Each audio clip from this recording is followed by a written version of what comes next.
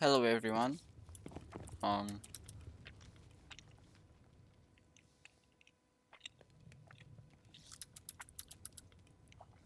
Sorry, I was eating. Hello everybody. Welcome back to the Minecraft series. Um I don't know how short this will be because I'll head to school soon, but we will still make a video since I have enough time to just play a bit.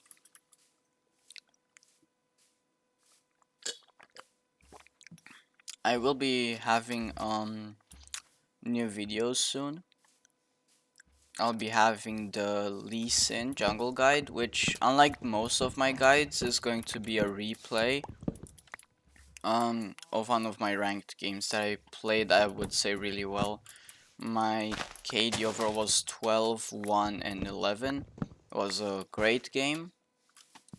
I'll also be doing a Fiddlesticks Jungle Guide. Again, it's also going to be a replay of one of my ranked games, but there are many Fiddlesticks games that I played really well. So I have to look. And the reason why I'll do these guide videos is mostly because I'm actually really doing good as a jungler at this moment in time. I'm on a 10 win streak, I believe. I mean, I've had like one loss, but that barely changed anything of my RR. Last time I made a guide, I was around bronze 4, I believe, or bronze 3 0 LP. Now I am bronze 1, currently ranking up to silver, and I think I did some improvement in my mentality in game, and I don't know, just my mentality, I would say.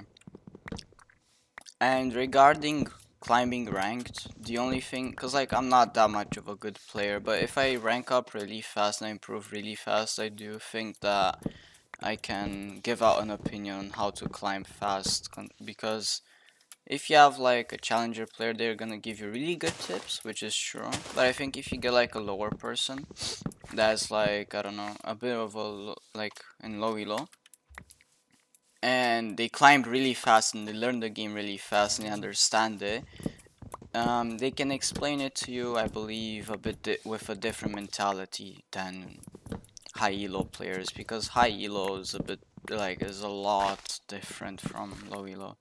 So it's kind of different on mentality and how you approach games, because how you play games in Challenger is totally different, because that's where peak team coordination kind of shines, I think. This might be wrong, I don't know, because I was never Challenger anyways, but it's just an opinion. And what I suggest you do if you actually want to start climbing from low elo, I would say honestly just mute your teammates. I know it's a bad call, but maybe don't.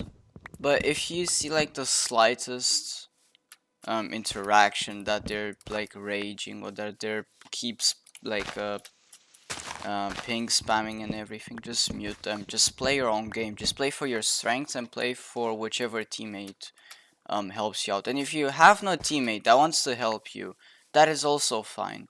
But you have to take in consideration that if you do play a champion in the jungle, for example, that is only relied on your teammates, then whether you like it or not, you're gonna have to play for them and somehow try to get on their tempo.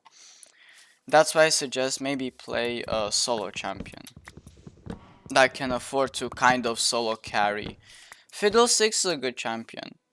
He's not necessarily for solo carry, but he has good ganks, he has good team fight utility, he has good farm.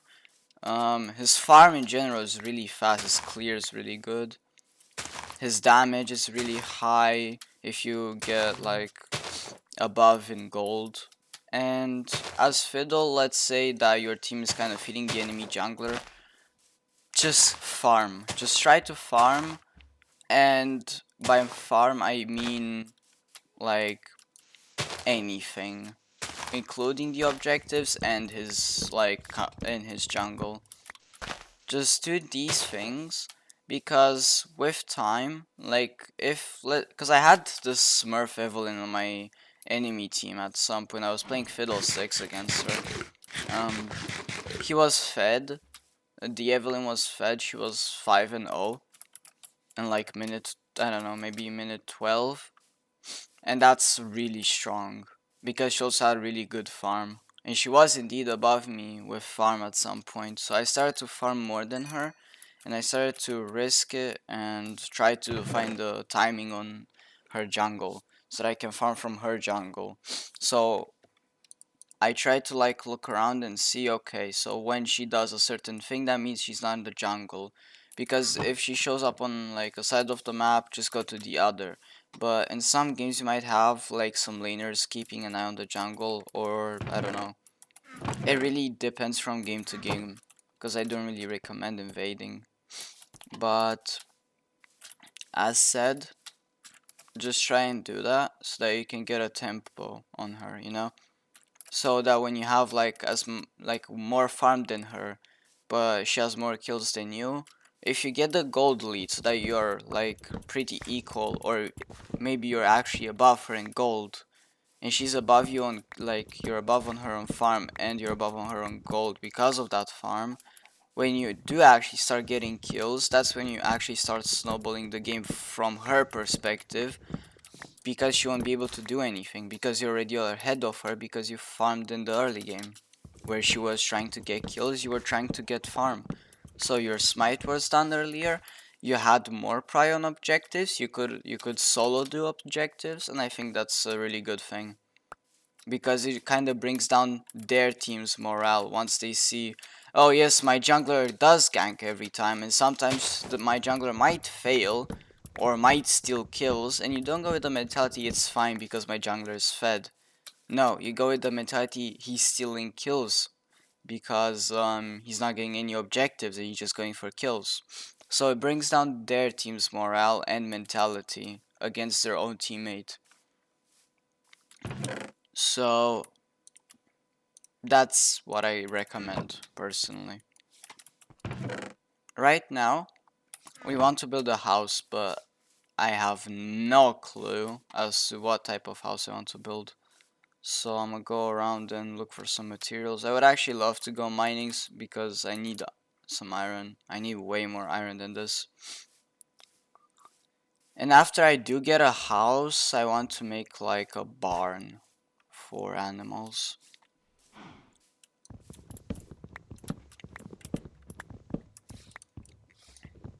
Now, it really depends for me right now what type of community I want to grow, and I just want to give out a story from my perspective. Um, this might be a bit of a controversial topic on some people, and stuff like this maybe people don't usually post when they try to grow a community, but I will because I know what type of community I want to grow. And you know, Jesus loves you, you know. I'm not gonna force this on every video, I'll just say it on this video, and whoever is fine with it and fine with me talking about it from time to time, that's good. If you don't want to, that is also okay. Because in the end, as Christians, we should never force our religion on people, but the least we can do is just introduce them to it. Because maybe there are some people out there that have gotten the wrong idea about God and about Jesus, and you can't really push somebody to believe in God. As a child, I was pushed to believe in God and I became an atheist because, I don't know, it just seemed weird. Why would you believe in something that can't even prove it exists, right? But with time, my life got worse and worse. And it has nothing to do with consequences, it has to do with my actions as a person. And I was in a really low point in life, and one of my only friends let me know. He said, listen, if you really think that your life is this bad and you do know that people have it harder, there are people that have it way harder than you, but if you really think that life just gets worse and worse with time or anything like that, just go pray. Even if you don't believe, just ask for a sign, pray for yourself, for your good. And if you have like no other choice and you feel lost in life, just try to find Jesus. And I didn't believe in it for a while, but at some point I said, you know what? Maybe he's right. Because if Jesus does exist and if God does exist, like something will eventually happen. But if nothing happens, I told myself it just means that it was like at least I got my answer. Okay, God is not real. And I prayed for a week straight as he told me to. And I prayed and I read the Bible and I did some Bible studying and I came to the conclusion, oh, my mentality, not my life, my mentality on how I viewed life was getting better. But I figured, okay, it's just because some good things have happened. It's maybe a coincidence. And so then I started praying more. Like it kind of became a usual thing to do, like a tradition, you would say. But then I realized, wait, what if this might be a sign from God? And how did I know it was a sign from God? Because everything got lighter. The problems got lighter. So how did they get lighter? These problems. The last day when I prayed, and I prayed that if he is indeed real, I would like a sign and for my problems to go away so that I can go and find him and seek God. I felt in myself a pressure that was just being lifted up. It was like it was like you would get a hug from somebody. You know when you're like in a bad mood and you want a hug from somebody that like makes you feel better? That's how it felt for me. And it was it was so profound, that hug, that that feeling that I had, that I said, okay. Life got better as I started praying. I started dreaming about Jesus, and I told myself there's no way that this all just happens out of like for no reason. And so I said, okay, I'll pray more. I'll try to seek God. And I've had my doubts along the way, and it was really hard with sin and everything. And everybody struggles with sin. We all do, because we're humans. As humans, we were born in sin. But what's important is that when you sin, you don't run away from God, you go back to him. It's like when you do a bad thing, when you wrong your parents, you can't just keep it away, because eventually they will find out and they will punish you. Or you tell them and they will be mad and upset, but they will forgive you. And that's how God works. You can run from God your whole life, but when life ends, when we're all buried, and dead, eternally, as a Christian, you believe that you either go to heaven or hell. As an atheist, you don't really believe in that, but now it depends what type of atheist you are. And I don't know the categories. I just knew that I didn't believe in any God. I just believed, okay, there was the Big Bang and that's how life worked, and it made sense to me. But then I figured, why is it every time that even if when I'm under trouble, I just choose to believe in God and I just fight? And I don't mean fight, I mean I keep pushing myself. And I keep pushing myself towards God. And when I used to do that, but I didn't push myself towards God, and I pushed myself towards anything but God, and I did the same thing, but I just chose not to believe in God, it never worked out. So I figured life is just in a bad place with me right now. I'm just in a bad place in my life.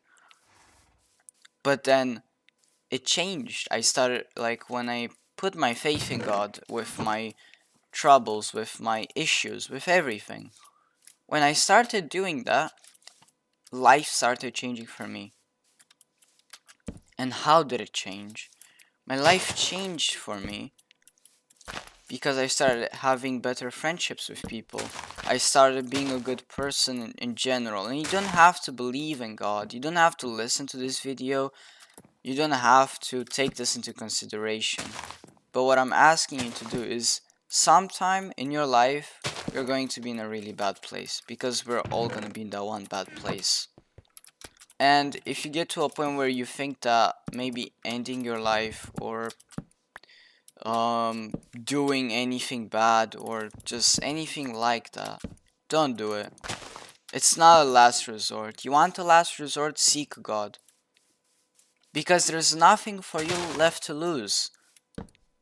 Because if as a person you decide to end your life, yes, it's your choice. But if you do that, and it turns out God was real, but you had the chance to meet God and change your life, and even if at some point you died with your life unfinished, with stuff that you wanted to do and they were undone, you met God, you went through these struggles with Him, you spent your time with Him like a normal friend that never left you. And the great thing about God and about Jesus is that He will never leave you. God doesn't leave you. It's you that departs from Him. And you might say, okay, but why does God let people die or anything like that? And honestly, I don't know. Like, you can't give a straight answer to that, and you can make of that what you will. But you cannot always give a straight answer of, oh, well, why does God let people die? What did these people do to God that they can die? It's not about what the people did, it's about God's plan with those people. And if you think about it, when you start meeting Jesus and when you start seeing life differently and start instead of hating people, you start forgiving and loving people, you realize that life is it's unfair. It's always unfair. But at the same time, life is so beautiful because you have these opportunities in life that you can use and you can change your life with them. And I think that is a beautiful thing. And I think that as people, we should take this chance to meet Jesus if we really think that we have nothing else left to lose in life. Because the last thing that you want to lose is God's forgiveness. And I want to talk about this because me personally, it changed me. I used to hate people. I used to be a very bad person. From personality, from my actions, from everything. I wouldn't forgive people. I would hate people. And then something kind of clicked, and I figured it's kind of wrong to hate people, though. Like, what did these people ever even do to me? What if I just don't hate them? What happens if I just don't hate on these people and I just continue with my life? And I just do my own thing? What happens if I just change my life? Because if God indeed loves you, He will change your life. And so you think to yourself, okay, I'll trust in God and I'll see what happens. And if you do that, and once you take that decision of your life, that's when everything starts changing. And you know why it starts changing? It starts changing because you as a person start to change. Because in the Bible it says to be kind, to love people, to forgive people. And as I said in my last video, forgiving doesn't necessarily mean that you let these people do it again. No, it just means that you don't hate them for it. And you don't have to hold them accountable for it. Because that's God's job to do. And when you think that there's something out there that makes things right, where's the reason to worry? Where is the overall reason to worry about life? If God got you. If God got you, what's the point of worrying? What do you gain from it? You gain nothing. You lose your energy, you lose your will to start meeting new people. And I think that it's really beautiful when instead of like forcing yourself to be a Christian, you might just be an atheist. You might as well just depart yourself from God for a while. Like, not right now or anything. I just mean like at the start of your life and everything. But then at some point you just meet God. It's such a different relationship that you get to have with him, because you learn new things as a Christian. And if you start to believe in God from a young age, let's put it that way, like as a kid, and it wasn't forced and you just kind of found it on your own, it doesn't really work like that. And I also think that parents shouldn't force on their child. I'm too young to talk about this perhaps, but if I were to have a kid, I wouldn't force God on him. But I would do the same thing that I did in this video. I would just show him the presence of God, and from there it's his choice. The most I can do is try from time to time to show it to him, but I cannot push him to believe in a God. And even if I do push him, and let's say he agrees, it's not a relationship that he has with God because he wants to. It's a relationship that he has with God because he has to. And that's not a relationship. And that's definitely not the type of relationship that you want you or your kid or anyone else in your life to have with God.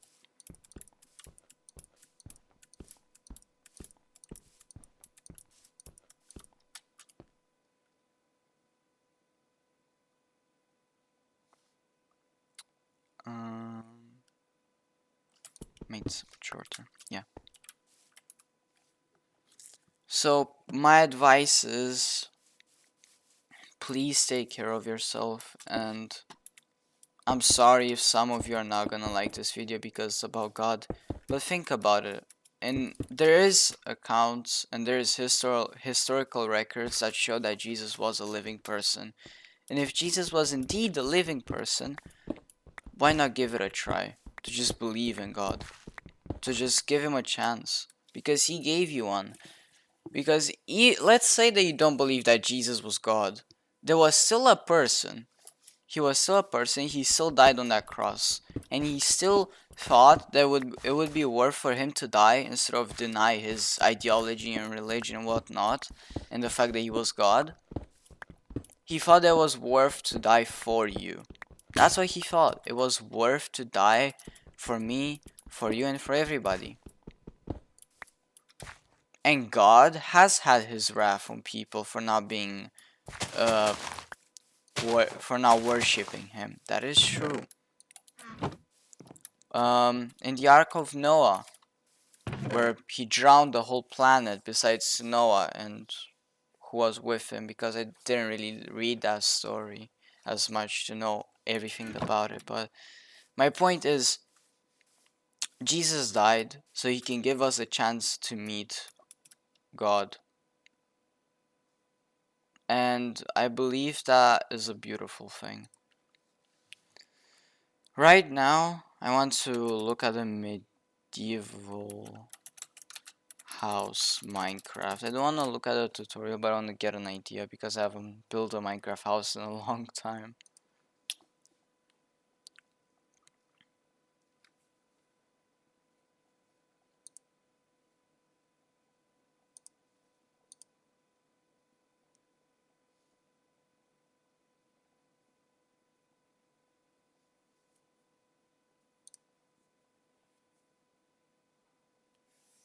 Alright, so... Ooh. This is cool. It's a really cool thing. Anyways, yeah. I really do recommend that you just give your life to God. As I said, I'm not forcing this on anyone. I'm just giving out an advice from personal experience with God. And I'm just saying that he saved my life and he can save yours as well. And if you don't believe that, that is fine. But if essentially a Christian dies, and let's say atheists were right and God is not real, they die in peace. But as an atheist, let's say that you die. It's not the same. And there are these questions that if God indeed is a merciful God and a loving God, why does he let people die? And I talked about this earlier. Or why does he send us to hell? God is love, peace, and mercy. Hell is just the eternal separation from God because you chose to live your life without His presence. And so His absence as a God means anything but love, peace, or anything that is good because God is good. And hell is the eternal separation from God because you didn't want to give your life to God. I know it's a really bad way to put it, but that's just how it is.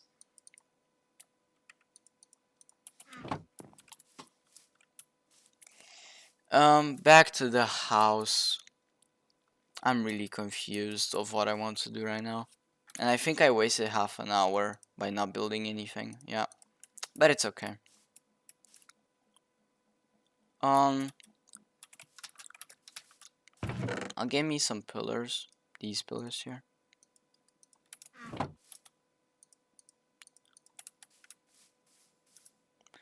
I don't know if I want to make it long or if I want to make it like, I don't know.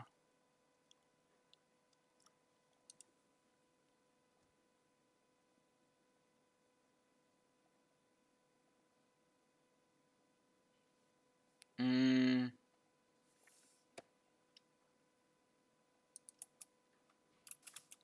I'll make the stone outline for this when I do get the cobblestone.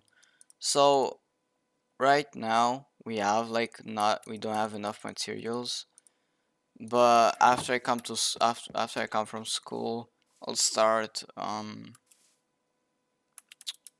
getting these materials. Now record it because I think you guys want to see my whole gameplay. But for now, I'm sorry that nothing has really happened. I just kind of worked my way around with this. But God really does love you, and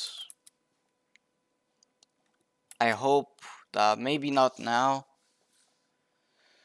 maybe in another day you will get to find Him. And I'm not using this for like any content. I'm just using this because if you do have social media, we have the, how do I say this? The opportunity to just find God. And I think that if we spread the word of God and we have this chance to do so, we should take it as Christians. Because there's nothing to lose. And I think that is just the best course of action that there can be. So, yeah. Please take care, guys. Bye.